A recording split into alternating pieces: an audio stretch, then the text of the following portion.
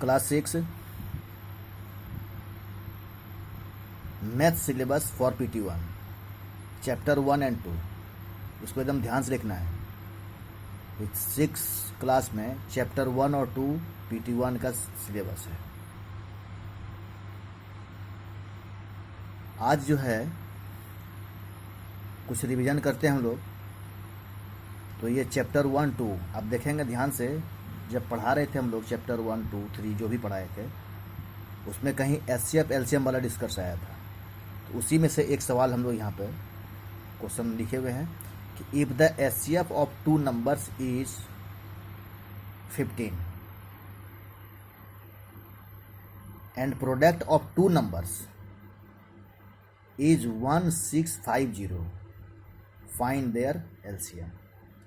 अगर दो नंबर का प्रोडक्ट मेरे पास 1650 है और दोनों नंबर का HCF मेरे पास 15 दिया हुआ है, तो हम लोग LCM कैसे फाइंड करेंगे?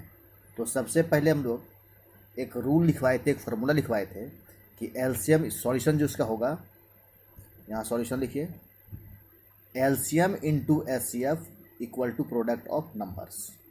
प्रोडक्ट ऑफ टू नंबर्स भी लिख सकते हैं या प्रोडक्ट ऑफ नंबर्स लिख सकते हैं। तो LCM अगर फाइंड करना चाहेंगे तो ये इंटू है के बाद HCF लगा हुआ इंटू के बाद, तो इस इंटू HCF को हटा करके आप उधर जा करके डिवाइड कर दीजिए। लीनियर इक्वेशन जब हम लोग पढ़ेंगे तो उसमें ध्यान से ये देखना है कि LHS का चीज़ अगर कुछ मल्टीप्लाई में दिया हुआ है तो RHS में जाने के बाद वो डिवाइड में चेंज हो जाता है। तो ये HCF यहाँ आकर के डिवाइड में चेंज हो गया। तो product of two numbers given है और HCF भी गिवन है, दोनों को डिवाइड कर देना है। तो 1650 को 15 से डिवाइड कर दिए। तो 15 का टेबल अगर आता है तो आप डिवाइड करके इसको देखेंगे, 15 1 जा 15, यहाँ कितना बचा 1, फिर 1 5 15 हो गया, फिर 15 1 जा 15 हो गया, लास्ट में 0 डाल दिए।